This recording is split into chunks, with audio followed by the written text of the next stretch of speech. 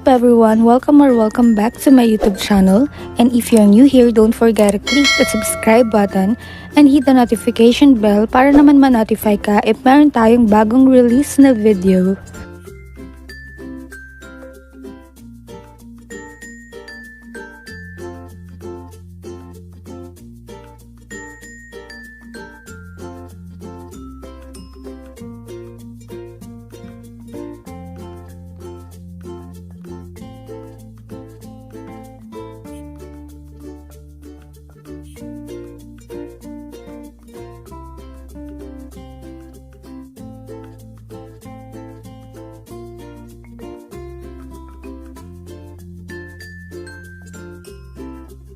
And that's it for today's tutorial. Thank you for watching and see you in my next video.